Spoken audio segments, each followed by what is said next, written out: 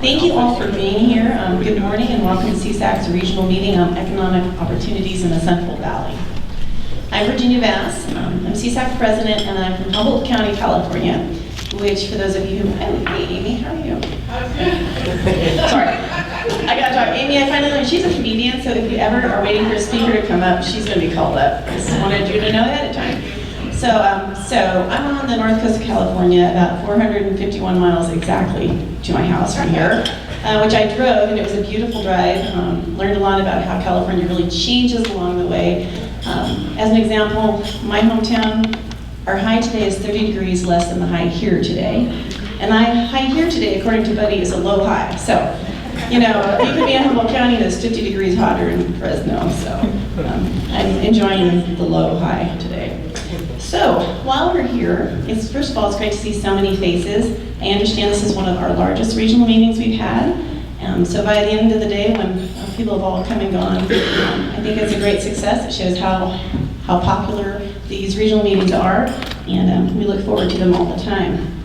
Well, for those of you who don't know a lot about how these started, we began them years ago to help highlight and bring into focus a lot of the key policy issues that most of California's counties are facing. And today, actually I'll go in the past. In the past, we've looked at issues such as homelessness and housing, behavioral health, resiliency and disaster preparedness, and cannabis. And any of you who know Humboldt County can only imagine which one we held up in Humboldt County. But they're always wonderful, and we always bring new information forward that we don't always know coming into the meeting, and we take it back to our communities and make good use of what we learn. So today we're going to focus on an issue that impacts most, if not all, of our counties, and of course that's economic opportunities. But specifically, we're going to focus on the Central Valley today. As an association, we know that the resilience and health of many county and state programs rely on a thriving economy. And actually, let's be honest, there's nothing that doesn't thrive if you don't have a thriving economy. It all goes part and parcel. And so, over the last several years, CSAC has been really involved in the efforts of economic opportunities and development. In 2017, we actually held a regional meeting in Los Angeles, which focused on the very same issue. And as we know, the economic development needs and the landscape of Fresno County is very different than what you're going to find in a place like Los Angeles County. And that's the beauty of the regional meetings, is that you can look at the very same issue in different areas, but you can tackle them from a local perspective. So it gives a great opportunity to focus on what you need locally to be successful. And you also realize you're really not alone, because we're all struggling with these issues in our own various ways. We have an excellent agenda today, just as you would expect we would. And we're going to start with a panel discussion spotlighting opportunity zones. And I think I've heard the word a lot. I don't really know exactly what it is. It's like some golden ring out there that I don't know where to get it. And so we're going to find out. And there's no pressure, but we're going to leave here knowing everything there is about opportunity zones. But the shortcut version, from what I can tell, is it's a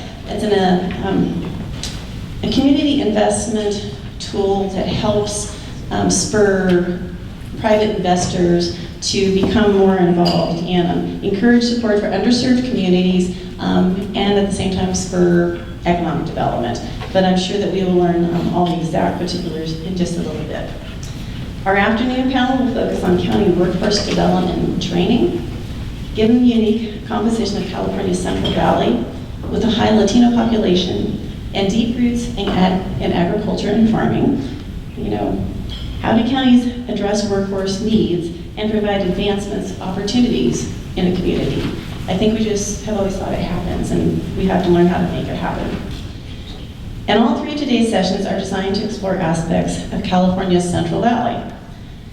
And quite frankly, many other parts of the state as well need to be successful not only in their own communities, but be able to thrive in the global economy. And so we're going to learn more how that's going to work today.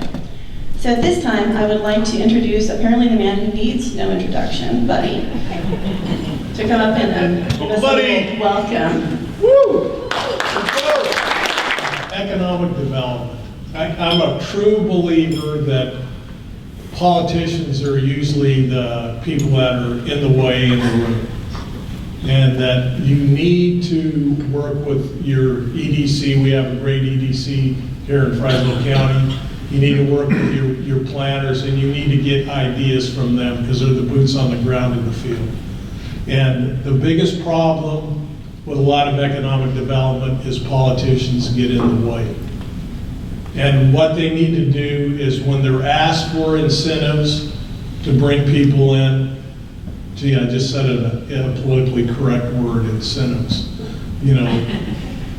which is, give people tax breaks if they're gonna come in.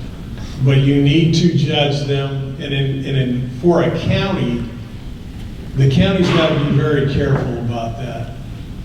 And I know there's been a little discrepancies we've had with the city of Fresno as they brought in, fairly big, economic job providers that we really stood on the sideline. They gave them sales tax breaks. Our problem is our sales tax that we get is peanuts. It's about property tax. And the county can't give their peanuts away because if they give away, they're not going to be able to do the social justice, put people in jail, convict people, defend people, all those things that we have to do. So we have to be very careful when we're and aligned as we're bringing economic opportunities in. So we can't be willy-nilly and give the store away because at the end of the day, these are things that aren't going to go away. So with that, and a lot of people, and I think why I do have a fan club is I'm very short and to the point. And I don't talk forever. But another thing, because James is here, I'm going to throw a good plug in for James Gore. Several years ago at a smaller CSAC group, James, politically we're probably on opposite ends, even though I'm not that hard enough conservative and he's not that far left. We have to belong to the Get Something Done party if you're a county supervisor. That's very important. We have to get a series of things done. No matter if we agree with it politically or not, we have to get a series of things done if local government's going to work. And with that, I'm going to leave you.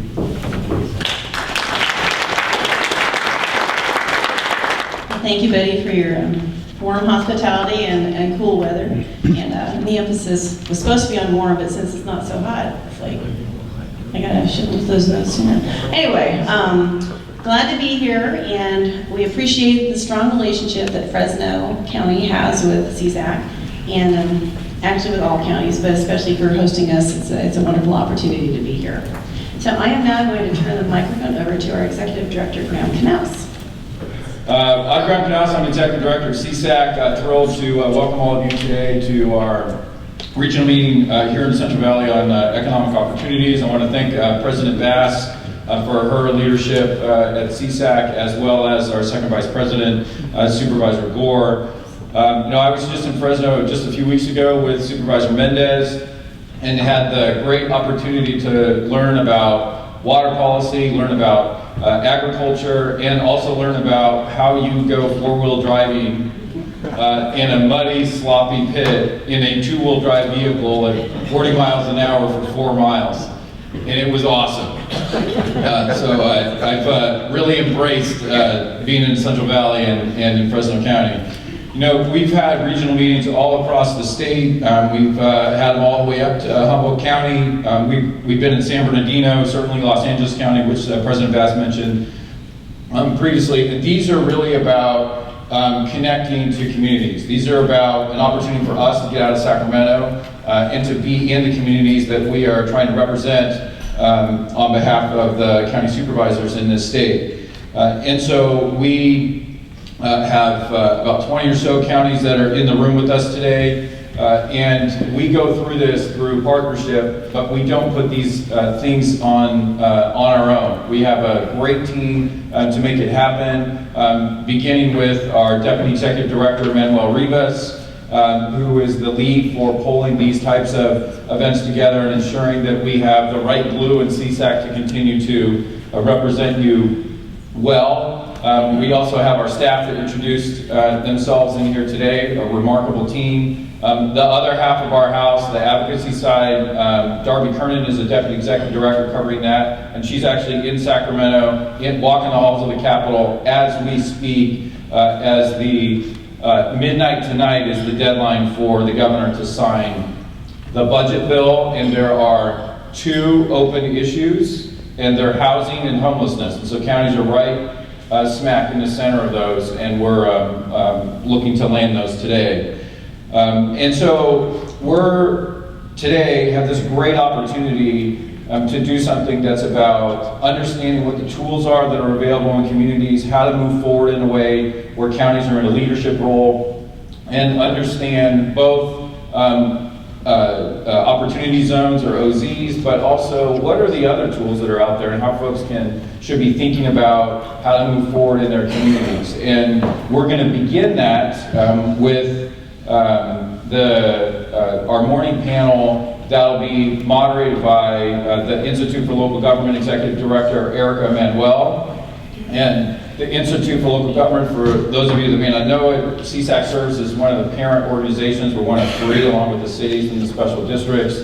It's a really good partnership to provide resources and really to dive into important issues that are occurring in local government throughout the state. And economic development is certainly part of that mix. So at this time, I want to ask and invite Erica Manuel to come up. She is new to the Institute for Local Government in her role. She's been a fantastic new energy for ILG to really bring us forward. I'm honored to serve as a board member of ILG, as is Supervisor Lee Lore from Merced. So we're thrilled to have that close partnership. And ladies and gentlemen, Erica Manuel from the Institute for Local Government.